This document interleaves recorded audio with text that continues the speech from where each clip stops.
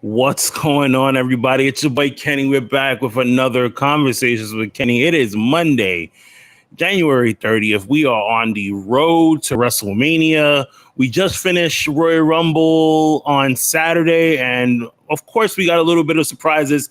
Not too many surprises that everyone in the IWC have thought that we were going to get. Obviously, a lot of people were thinking that Jay White was going to be a part of the men's Royal Rumble. A lot of people also thought that Matt Cardona was going to be a part of the men's Royal Rumble. We made so many different predictions throughout the week, the month leading into the Royal Rumble, but WWE did not fail in giving us a great, amazing pay-per-view. Way better than last year's Royal Rumble. When I spoke to a lot of people about the Royal Rumble, a lot of people said that it was way better than last year's Royal Rumble. I had to go play it back again today as I was getting ready for the show, and I said, you know what?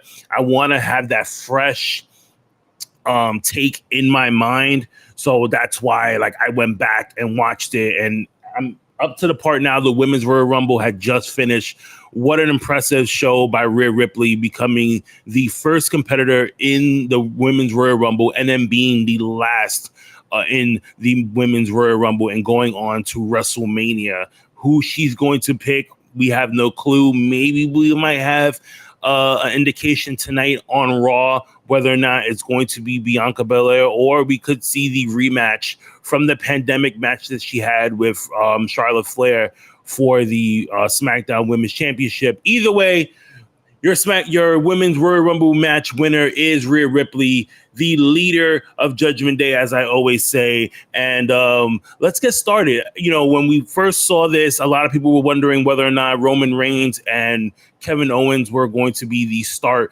of the show. I even said it myself that Roman Reigns and Kevin Owens was going to kick off this show for the Royal Rumble, and that could lead into more of a storyline when it comes to the Men's Royal Rumble. But nonetheless, they started off with the Men's Royal Rumble. We didn't get a lot of surprises there. Bobby Lashley looked dominant in the Royal Rumble match. Of course, Brock Lesnar was looking dominant as well. I love the simple fact that as soon as Brock Lesnar came into the Men's Royal Rumble match, he did exactly what Brock Lesnar does. He destroys everyone. I posted a video of what Brock Lesnar did when he came into the Men's Royal Rumble match. Absolutely destroyed everyone that was a part of this Rumble. Leading in, and then sure enough, who is the next competitor coming in? None other than Bobby Lashley. Now we're going to continue this storyline between Bobby Lashley and Brock Lesnar. As you know, Brock Lesnar costing Bobby Lashley the United States Championship.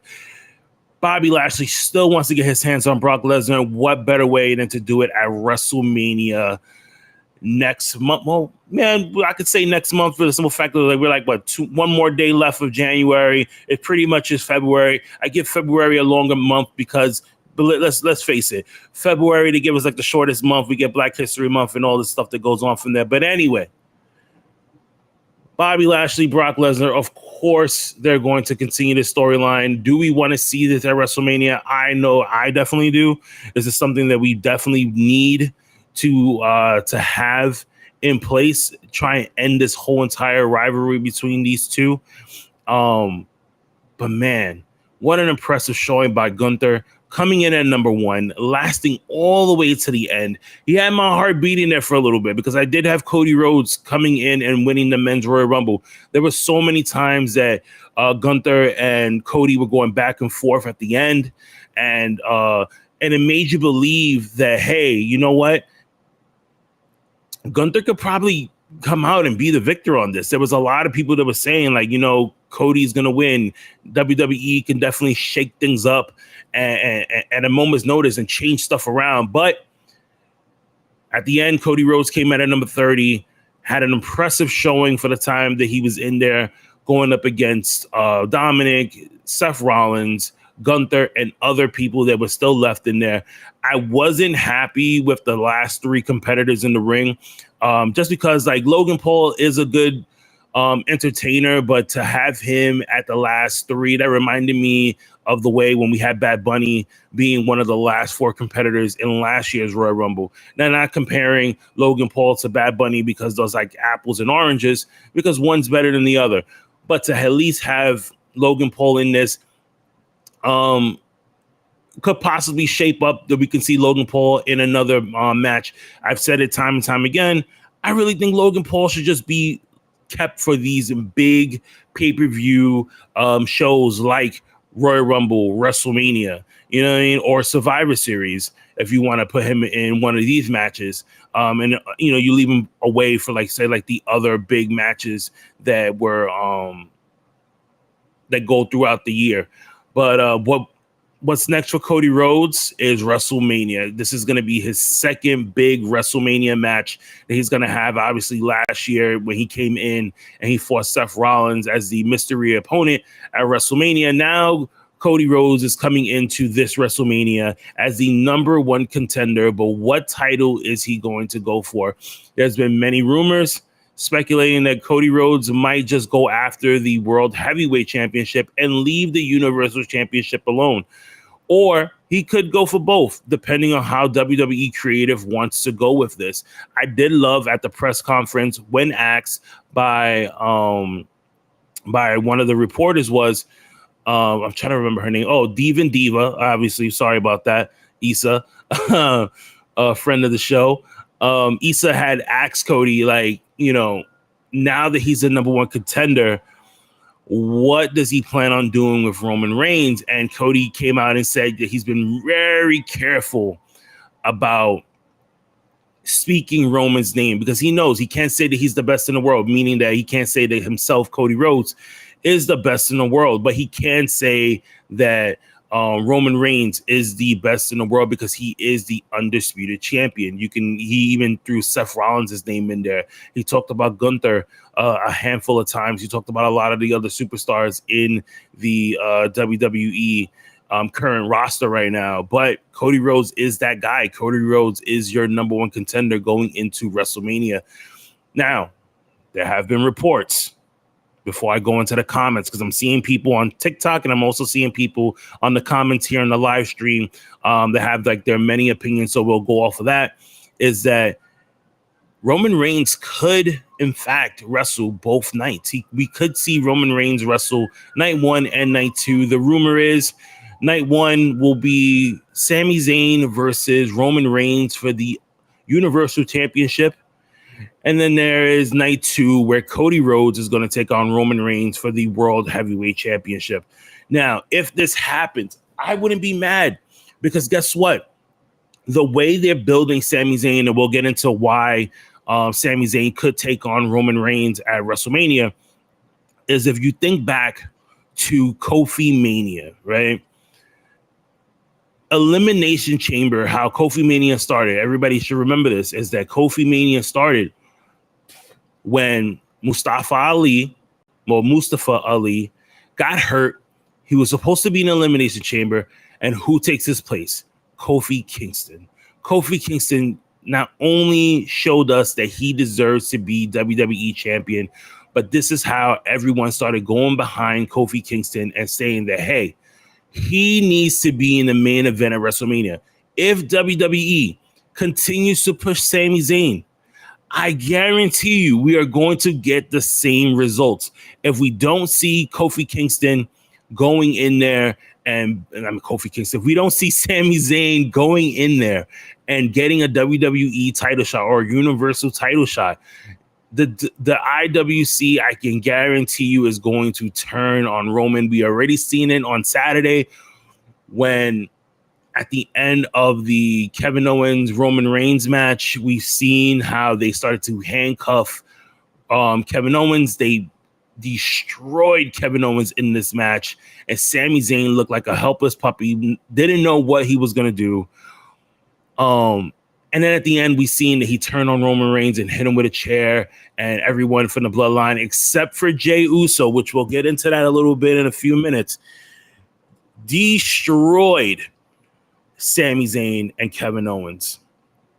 But we'll get into more of the other matches. So Cody Rhodes, you're number one contender for the either Universal or WWE Championship, or even both, and becoming undisputed champion.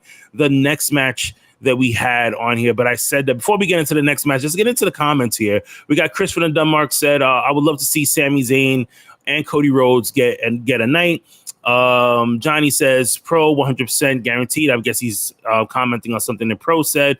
We talked about this the other day. Sammy feeling very Daniel Bryan 2014 and Kofi Kingston 2019. That came from Chris from the Denmarks. We have people over here on TikTok as well. I want to get into the comments of the people over on TikTok. What is going on, everybody? Dad 316 in the house. What's going on? One of the guys that I work with on a normal basis. Gunther is the best professional wrestler in the world. He doesn't have any match below great. That is, you know what? That is 100% true. I've been following him for quite some time when he was a part of Evolved and he was a part of NXT UK. He has been a freaking monster ever since stepping into the wrestling world. And the showing that Gunther had at the Royal Rumble men's match just proves even more that this guy is going to be a top guy. I can see Gunther and Cody Rhodes going for the championship, whether it'll be at SummerSlam, which will be great to have. Let's give Cody a little bit of time to hold on to this title before we start throwing out big names that we obviously know either he's going to lose the title to and have a good feud, or he's going to continue to keep his title and have a good feud. Nonetheless, I think Imperium versus, going up against Cody in a storyline will be great. Dad 316 saying, yo, what is going on, my good sir? But yeah, wow. But you know what? Men's Royal Rumble match, way better than last year's, structure-wise. Felt bad for Kofi Kingston. It looks like he tried to do a move where he was going to save himself. But again, for the second year in a row, Kofi kind of messed up his big finish for the Royal Rumble. Didn't see too many surprises. Booker T coming in to the Men's Royal Rumble, but as fast as he came in, the faster he came out. I thought we was going to see maybe a little bit more legends in the Men's Royal Rumble match. I thought we was going to see a comeback from someone in the Men's Royal Rumble match, but we didn't get that. We just got Cody Rhodes. We got Booker T. We got a really great showing from everyone else that was a part of the Men's Royal Rumble match. Johnny Gargano had a really good showing in the Men's Royal Rumble match. Who else had? Oh, Edge came back. We can say that. So that's going to continue the storyline between Edge and Finn Balor. There was no Rey Mysterio. Now, Rey Mysterio came in at number 17. His music played, and then he never came out. They continued on with the match. A few minutes later, countdown comes down again. Who do we see? Dominic Mysterio. So we kind of figured now Dominic took out Rey Mysterio. A lot of people were speculating that this could lead into a match between Dominic and Rey Mysterio. I hope so, for the simple fact that we just need to end this already. I think the Dominic and Rey Mysterio storyline has run its course. I think it's time that we finally get that dad tough love feeling from Rey, and we get Dominic versus Rey Mysterio at WrestleMania. It's gonna paint itself into a great picture when it comes to storytelling. It's Hollywood. You want to get that movie style match in there, and what better way than to have Rey Mysterio put the beating on his son that we've all wanted to see.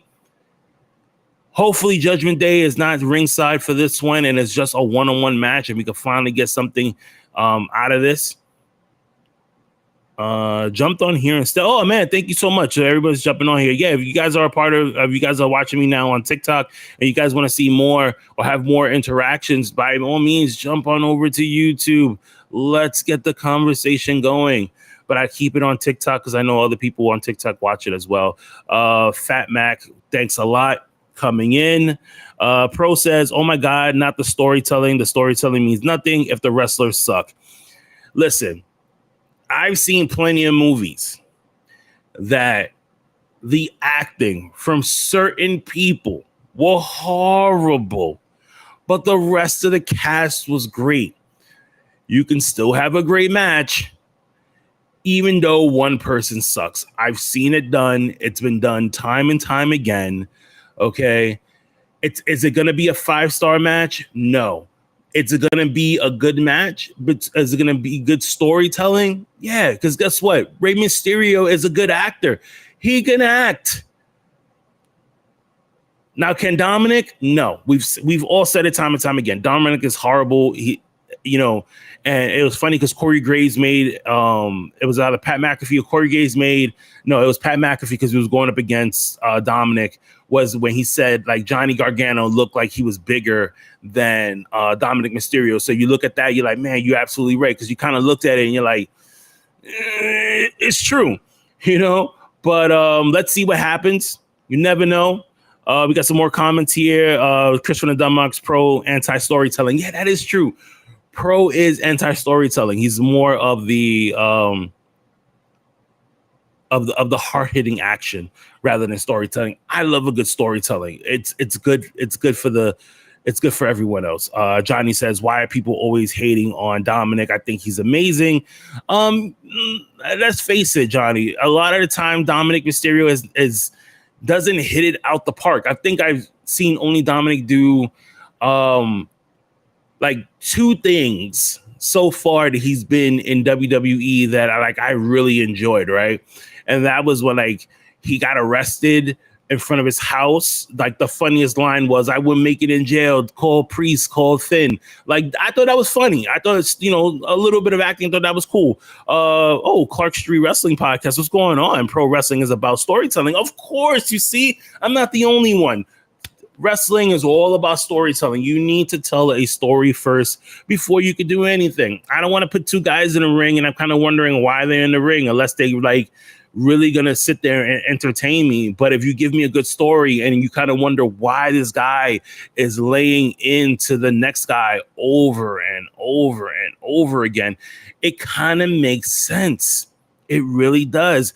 His 619 is the same speed as a chicken on a rotisserie. That is completely true. Dominic really does need to work on his 619s. But what's going on to the guys over at the Clark Street Wrestling Podcast? If you haven't checked out those guys, they do live reactions all the time. Great group of guys, and they also acknowledge Roman Reigns as being the tribal chief, as we all do here in the WWE world. I get called a WWE mark on many occasions, and I wear it proudly because guess what? I am a WWE shield. I've been a WWE fan my whole entire life. Now, do I only watch WWE? No, I don't. But, for the most part, that's what I get called, and it's cool. Moving on, we got the first ever Mountain Dew pitch black match. Now, the storytelling of this has not been the best. A lot of people in the beginning all said the same thing, where there was just we need to get to the point when it comes to Bray Wyatt and Wyatt 6.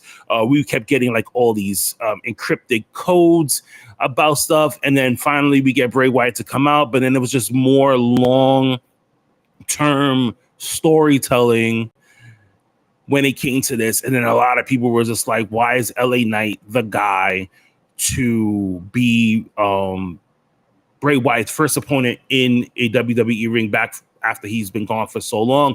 But then you see LA Knight, and LA Knight's promos each and every week were hitting. I don't know about anybody else, but I really enjoyed the work that LA Knight did when it came to this feud with him and Bray Wyatt. Now everyone's kind of wondering, how is this match going to look?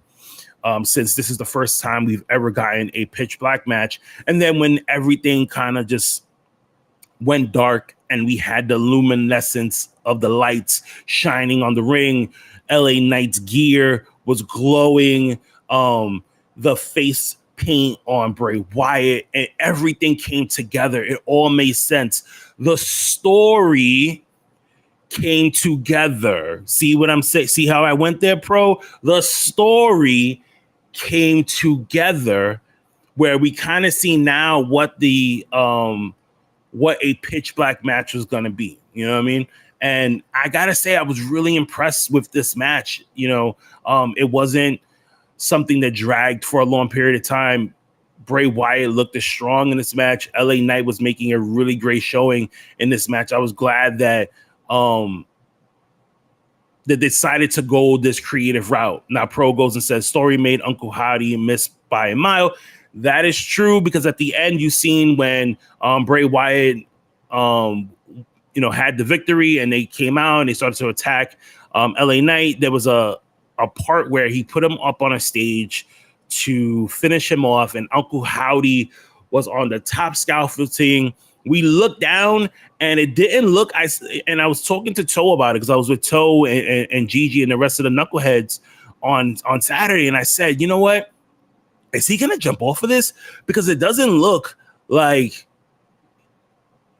he's going to hit LA Knight. It looks like he's going to probably land into something. And sure enough, he definitely missed a mile when he went to go jump off and land on LA Knight, where it looked like he kind of landed ahead of LA Knight. And then like a ring of fire bursted into the air, and it looked like, Uncle Howdy, like, left. We had the puppets on the top of the scaffolding coming to life. So that kind of just gives you more of an indication that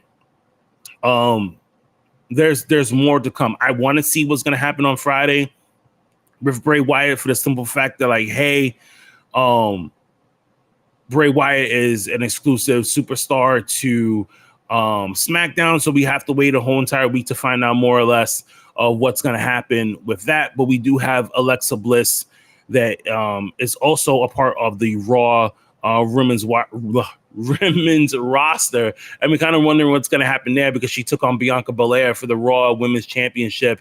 Obviously, Bianca Belair looking strong, continuing being your Raw Women's Champion. But let's break down a little bit of the Raw Women's Championship match. Bianca Belair going in there as champion against Alexa Bliss. A lot of people were wondering whether or not was this going to be Alexa Bliss's time, was she going to be the one to dethrone Bianca Belair for the Raw Women's Championship? Was Uncle Howdy going to get involved? Will we see a reunion between Alexa Bliss and Bray Wyatt, since both matches kind of went back to back with each other? We didn't get to see that at all. We did get to see Alexa Bliss maybe turn a little bit more evil in this part, so you say. But once again, they made Bianca Belair look really strong in this match. So I'm kind of wondering what is next for Bianca Belair going into the new year, going into Elimination Chamber. Obviously, for Elimination Chamber, we're going to have another number one contenders match, since Rhea Ripley won the Women's Royal Rumble, which we'll get into that.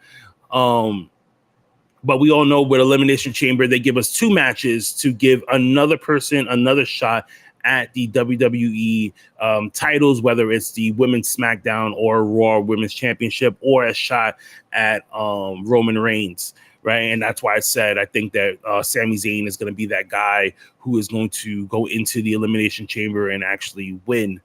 Going in, let's check out the comments here again. Lay's in the building. He said the match fell flat. He's talking about the Bray Wyatt and LA Knight match. And now it was really good, because I've always spoken to Lay through through Zooms and stuff like that, because we live in the same city, but we haven't really met each other face to face. First time meeting Lay on Saturday, a really great experience. It was good to watch this pay-per-view with him, for the simple fact that we both have our opinions when it comes to certain matches. So, Lay expressed his opinion on a lot of the matches, obviously here in the comments as well, saying that the Bray Wyatt and LA Knight match went flat. I know on Saturday he said, he felt the same way that I felt when Logan Paul was one of the last three guys in the ring. It wasn't needed. I don't think that he should have been one of the three people left in the ring when it comes to that match.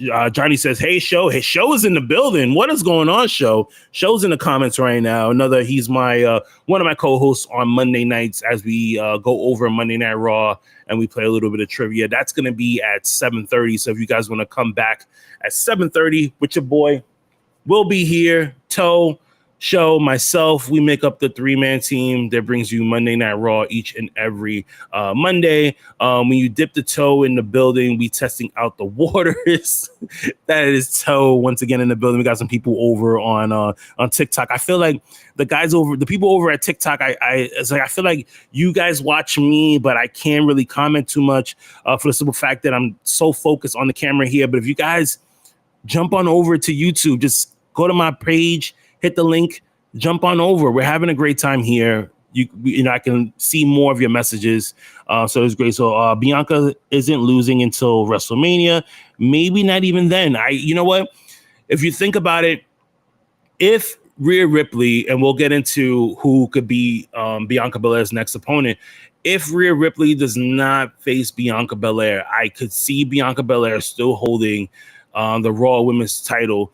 The bad thing about this is that I feel that they're going to give Bayley another shot. We're gonna end up getting Bayley versus Bianca Belair once again for the Raw Women's Championship. Now, here's the thing, and I said this to Toe, and I said this to Show, and everybody else that was watching the pay-per-view, was that, you know, how can, you know, Bayley be the leader of Damage Control and then the other two people have titles and Bayley doesn't? Every single time Bayley goes in for a title match, she comes out the loser.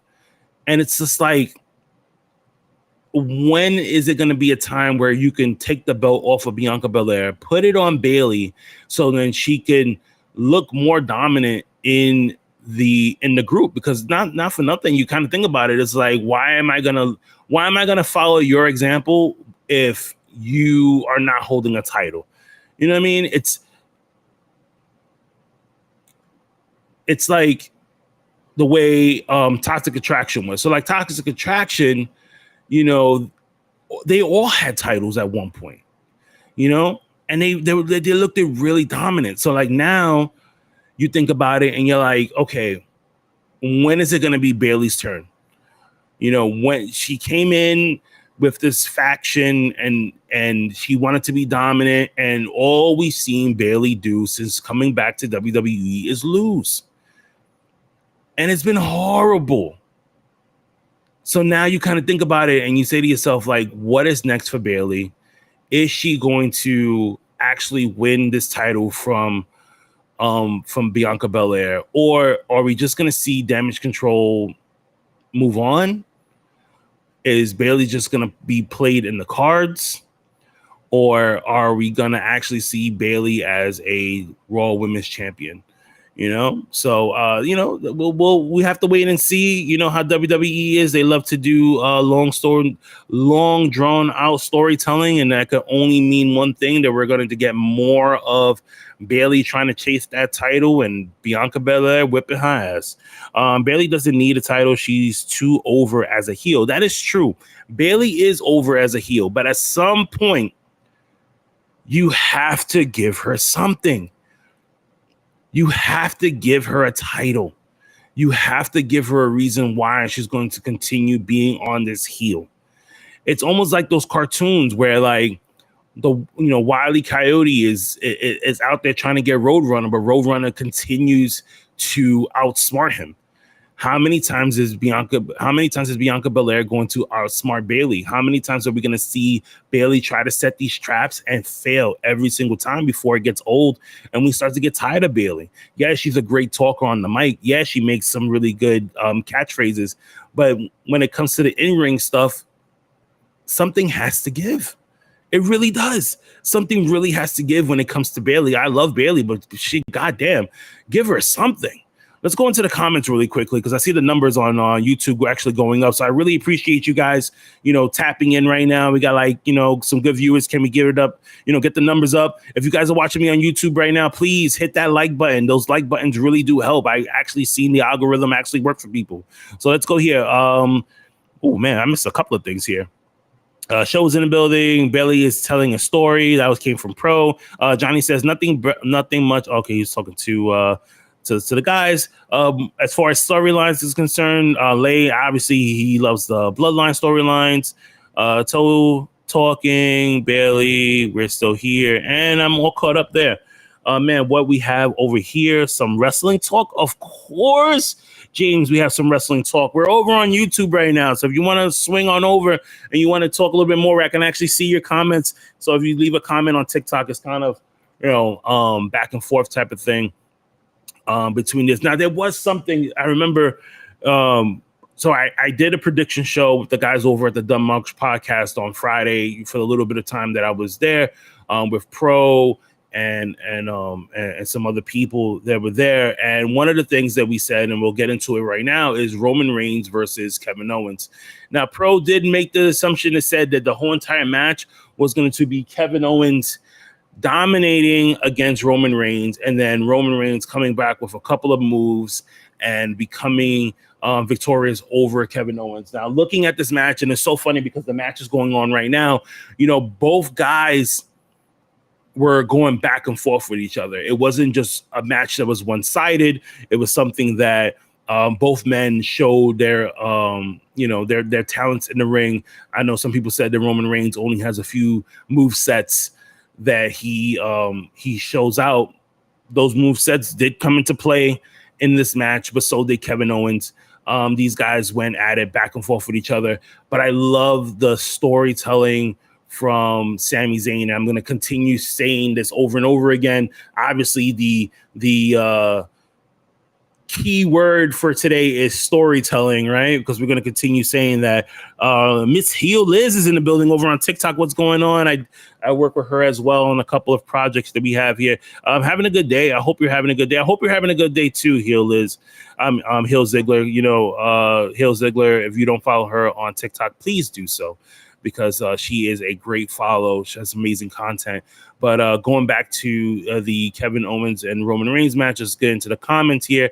Cough Pro, the barricade spot never gets old. I mean, but you think about it like this, Pro, the same way, and, I don't want to get back and forth between, different promotions, but everyone does that. Everyone does either a table spot, a barricade spot. It happens in every single promotion you go to, and even your favorite wrestlers to do those things, because we've seen Jericho do it. We've seen Sammy Guevara do it. We've even seen CM Punk do it as well. Pro is, he has his opinions on things, but nonetheless, this was a really good match. Now, there was something that I was, me and Gigi kept looking at this match, and I said, if you look at Sami Zayn's shirt, there was a little rip on the shirt. Now, my indication to that was, I was thinking that Sammy has another shirt under there. He is going to turn on the Bloodline, and he's going to have a Kevin Owens shirt underneath that. That didn't happen. We'll get into what happened when it came to his shirt from there. But Roman Reigns beating Kevin Owens, and this is when the story continued on with the Bloodline, right? At this point, a beaten Kevin Owens gets handcuffed to the ropes. The Usos are attacking Roman Reigns. Solo Sikoa attacking Kevin Owens. Everyone was just beating on Kevin Owens time in and time again. And then what happens? Roman Reigns turns to Sami Zayn and tells Sami Zayn, finish the job. Now, I love the simple fact that if they did not put a mic on Roman Reigns, they only had the mic that was overhead in the ring, and he just kept screaming at Sami Zayn, we love you. We love Sami Zayn. Kevin Owens doesn't love you. He doesn't care about you. And that kind of played into the emotions when it came to Sami Zayn, right? Because you're kind of thinking like, this is my best friend. This is a guy who was in my wedding. This is a guy that's been up and down the roads with me often, and it's just, it played into real life storytelling when it came to this stuff, right? And now it's just like exactly what Lay said. They made you do stupid stuff and that was for the money, right? Because they made Sammy, and then you think about what the Bloodline has done to Sami Zayn throughout this time, and it's been some real idiotic things that they've made him do, especially you turn on your friends and stuff like that. But Sami Zayn hitting Roman Reigns with that chair reminded me of Seth Rollins hitting Roman Reigns when he broke up the Shield. It was shocking. You had Jey Uso had the same face that Jon Moxley had when Seth Rollins turned on him, right? And Jimmy Uso didn't know what to do, right? So it was good. But the comment section is a little popping here right now. We got to hold on a second. We got a new person coming in here. We have to shout out new people that come in to into the stream right now. James Perry coming in from TikTok. What is going on, James? James is asking, when do I go live? So I go live on Mondays at 2:00. And I also go live on Mondays at 7:30 Eastern Standard Time for Monday Night Raw with my man Toe, that's in the building right now, and Show. And sometimes Lay, if he's not working, he'll jump in. Wednesdays, 2 o'clock. Thursdays at 2. And again on Thursdays at 9 o'clock, we're over with the guys over at the Knuckleheads podcast as well. So anytime, the best time that you would know that I come on live, hit the follow button on YouTube, hit the bell, hit the notification. That will tell you every single time your brother goes live, and we can have more and more of these chats. There's going to be a lot more stuff coming into this new year. So, stay tuned, continue supporting, and, we'll keep moving on. But moving on, it was so surprising enough because we don't know exactly what's going on now with this story with the Bloodline, right? Jey Uso leaves, doesn't even attack Sami Zayn. Everyone from the Bloodline looking at him and wondering, what was he thinking? He just left the ring, put his head down. He looked like he wanted to cry. It was great acting from Jey Uso, right? So like now, and then he sends that tweet out yesterday, and just with his face down in the ring, and he writes the caption, "I'm out," and he puts the little emoji of the blood sign, right? So basically, a lot of people are speculating that Jey Uso is leaving the Bloodline, right? Not necessarily. Guess what? Because he's still tag team champions with his brother Jimmy, right? And they have to defend those titles eventually. So like now you sit there and you think about it. What is next for Jey Uso? Do we run back the Jey Uso Roman Reigns storyline? Is he getting tired of Roman Reigns? Pro says we vacate the titles, but you still have Solo Sikoa still a part of the Bloodline. So he could go in and defend the tag team titles with Jimmy. We've seen it done between Jey and Sammy when Jimmy got hurt when they were going up against Judgment Day. So that could happen. We could see Solo Sikoa defend those tag team titles with Jimmy at some point this week or the following month. You never know. But let's see what happens. Hopefully we don't have to wait until Friday. They can give us a little something tonight on Raw, and we can get a better understanding of what's going to happen between Jey Uso and the Bloodline, or even with Sami Zayn in the Bloodline at this point. Are we going to see Kevin Owens and Sami Zayn on Raw tonight? Are they going to hash it out and become friends again? Let's go into the comments real quick. Remember, Jey was the first one to fight back against Roman Reigns. That is true. That message came from Lay. Jey Uso was the first one to fight Roman Reigns because he did not like the things that he was doing. And then, it was a little bit of that disrespect when, like, the only main reason why, Jey Uso fell in line with Roman Reigns is because he didn't want to see Jimmy get hurt. Remember at Hell in a Cell when Jimmy was getting his head bashed in by Roman Reigns with a chair, and they were going to continue on. And then Jey had said, "I quit," and he joined the Bloodline. And this is how we started getting all these guys back in again. And that was the only main reason why Jey stuck around with the Bloodline with Roman Reigns was actually for his brother. It wasn't really for Roman Reigns. This is why the Usos were still together at this point. Oh, Tyson's in the building. What is going on, Tyson? Tyson's joining all the fun right now. Show is still in the building. Johnny's still in the building. Everybody's sending comments right now. We're at 11 views right now, ladies and gentlemen. We're at 12 views. Continue hitting that smash button. Hit the likes. Let's get those likes up. And we have people over on TikTok. If you guys are over on TikTok, like I said, jump on in. Now let's go into the Women's Royal Rumble match. What an impressive show by Rhea Ripley. We're going to end Royal Rumble review show with this one. Rhea Ripley becoming going in at number 1, Liv Morgan going in at number 2. These two women did their thing throughout this match to stay relevant when it came to the Women's Royal Rumble match. We got a little bit of surprises. We got Chelsea Green that came in as fast as she came in. She came right back out. Now, looking back at the Women's Royal Rumble match, When it came to Chelsea Green, it looked like she was a little bit shocked, like she didn't know whether or not what to do or what to say. Just because we've seen her throughout the independent scenes with GCW and her giving those,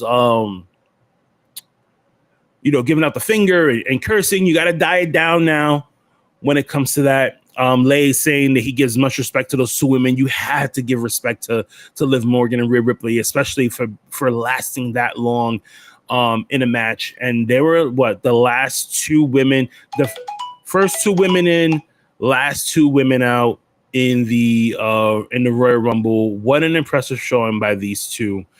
Nia Jax returning back. She was number 30 in the women's Royal Rumble match. I really thought that Beth Phoenix was going to be somebody who was going to be in the Royal Rumble match, but obviously she just came out to handle Rhea Ripley when she was trying to attack Edge over on the men's Royal Rumble. There was one spot, and we kind of all agreed upon this on Saturday, that was really stupid, was when they had Michelle McCool come out as a surprise entrance for the women's Royal Rumble match. Now, you've seen, I was sitting there and Toe's face was just like, why is she coming into the match? She was standing behind with her kids and she came out, she did her thing with Tamina,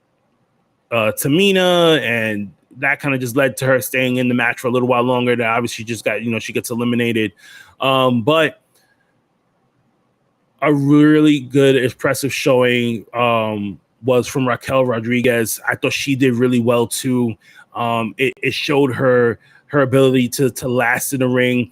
Asuka coming back and us giving her the kind of look and giving us the New Japan Stardom look that we've all known her for. A lot of us followed that followed Asuka before coming into WWE and before going into NXT and seeing her in Japan and seeing her with this face paint. We knew the type of actions that she's going to come in. She looked really impressive in the Royal Rumble as well. What are going to be the working plans for Asuka moving forward after the Royal Rumble? It's still up in the air. We don't know. Maybe on tonight on Raw, we get to see a little bit more. I'm sure they're going to put Asuka in there for the Elimination Chamber for the women's match as well. Oh man, we got some more people in here. What's up? Over on TikTok coming in. If you guys are checking out me on TikTok right now, please jump over to YouTube. Hit the link in the bio, it'll send you right over to YouTube. We're having a lot of fun here. There's a lot of people in the comments over here. If you guys want to, chat a little bit more and give your opinions on the Royal Rumble, we're just about to wrap up right now, and we'll move on to the next subject here. But yeah. Rhea Ripley, obviously the winner of the women's Royal Rumble match. She's going to go on to either face Charlotte Flair or Bianca Belair. We don't know who she's going to face right now. Hopefully, right now that she makes out. She doesn't really need to make a decision right now, but we kind of need something. We need an inkling.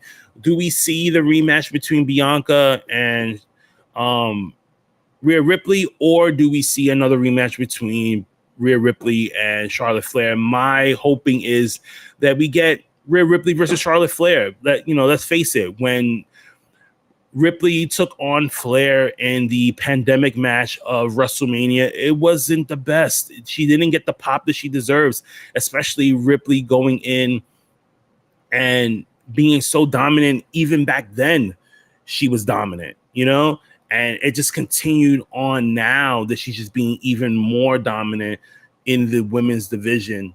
So I'm really hoping that we can get Charlotte versus Ripley. Imagine that pop at WrestleMania when Ripley becomes champion.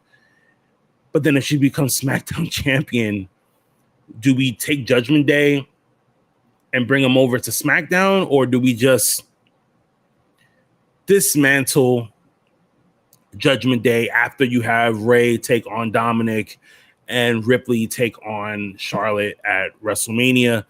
My personal opinion, we just get rid of New Day. We just get rid of Judgment Day and let everyone just move on. Maybe have Damian Priest and Finn Balor become a tag team. They've been doing pretty well as of late as a team. I can see them still doing something together. But that is it. That was everything from Royal Rumble.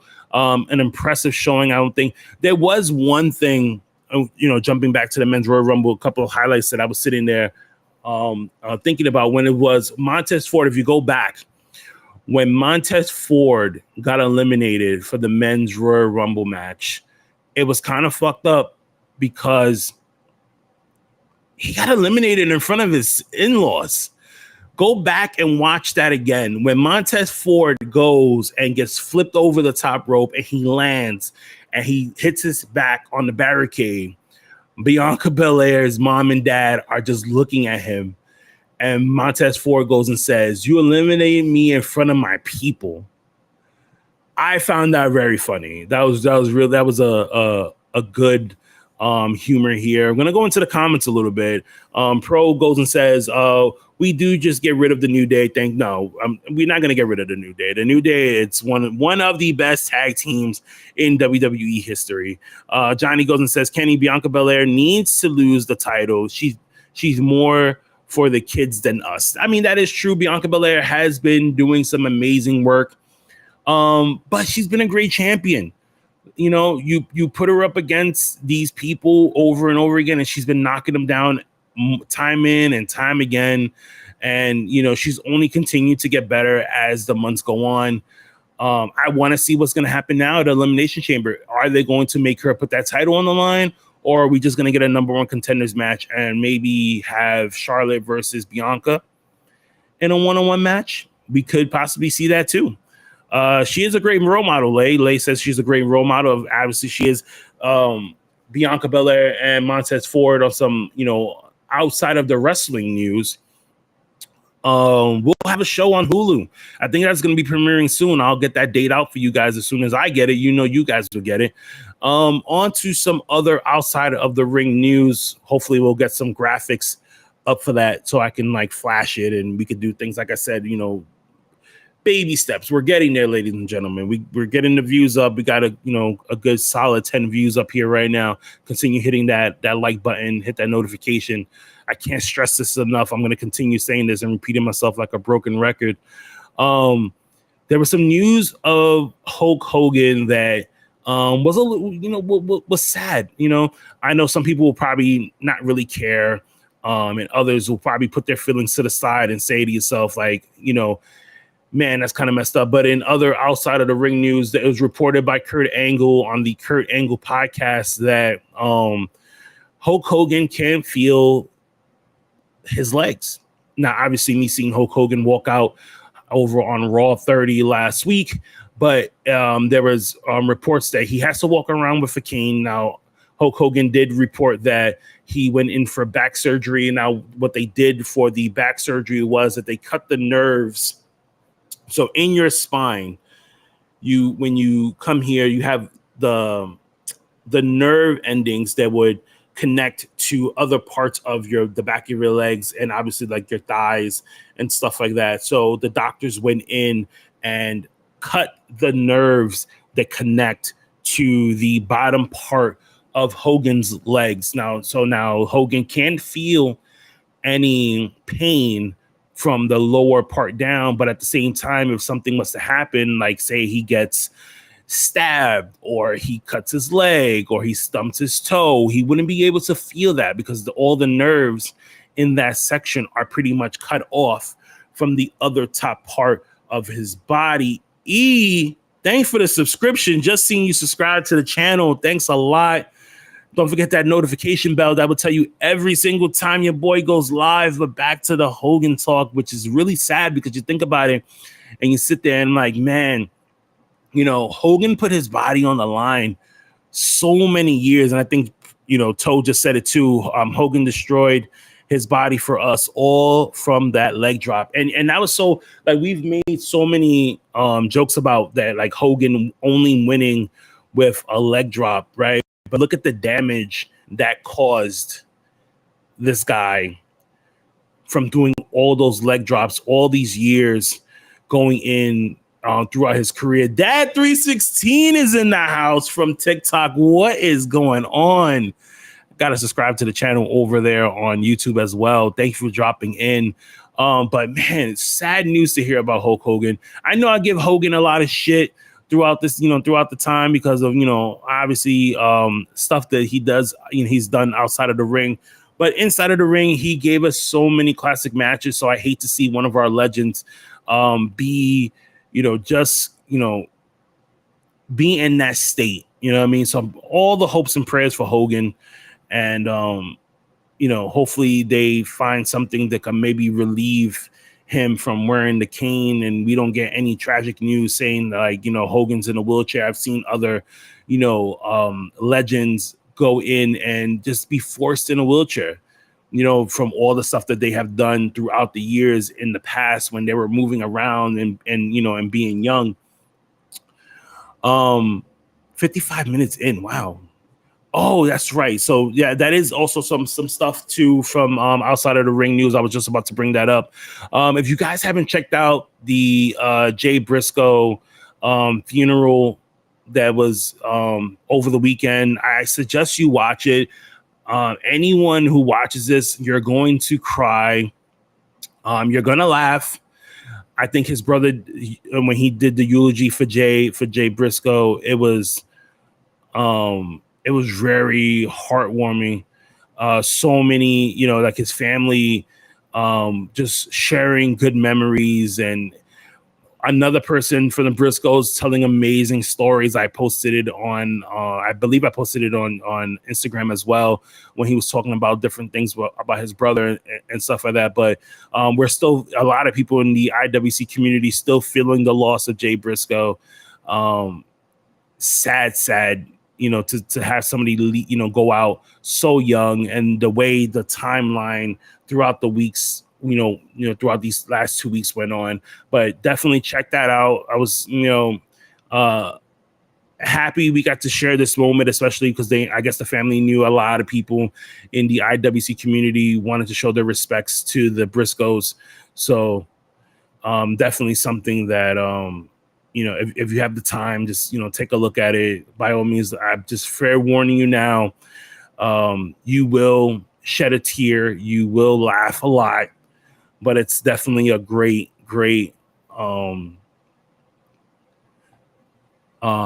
video to watch. I think that's it. I didn't watch the funeral. I did watch. So Johnny says he did watch the funeral. He cried. Johnny, Dad 316 making the rounds, talking to everybody here. By all means, follow Dad 316 over on TikTok. He is a great follow, great content creator. Fine Tune Wrestling, right? We do great work over there as well. I've been working with those guys back and forth, but definitely go follow Dad 316 over on TikTok. I guess that's it. We don't have anything else to talk about. Tune in tonight. I'll be back on live tonight again at 7:30 Eastern Standard Time, depending on the time zone that you're in. We're going to be doing Monday Night Raw. We're going to be talking more about the Royal Rumble, talking about updates from the Royal Rumble, whatever updates come out throughout the day. Obviously, we're going to talk about it tonight. Trivia is going to be at 8:25. Now, guess what, ladies and gentlemen? The prizes for trivia are back. We're going to be unveiling a lot of the different prizes that are going to be announced for trivia. Promo Wars comes back tonight as Johnny will go into week number 3 defending his title. He's been doing great. But who's going to step up tonight to try and take out Johnny? He's going to have to wait and see. Guys, don't forget to follow us on all social medias, TikTok, Facebook, Instagram. You can find us over on the Knuckleheads Network. You can also find me on Conversations with Kenny on TikTok and on here on YouTube as well.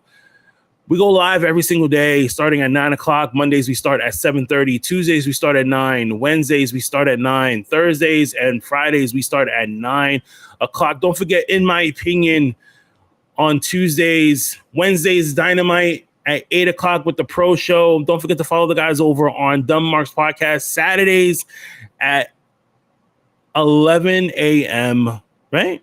11 a.m. Yes, 11 a.m. Eastern Standard Time. You check those guys over. Don't forget to follow Dad 316. He goes live almost every single day on TikTok at 9 a.m. Is it 9 a.m. or is it no? It's 11 a.m. Sorry, I gotta get a whole list of all the shout outs that I do here for everyone, right? And then Pro goes back on again on Fridays. He does he does SmackDown and AEW Rampage. That starts at 8 o'clock. Guys, thank you for tuning in. I'll see you guys on Wednesday at 2 o'clock. Until then, be safe and continue enjoying your wrestling days.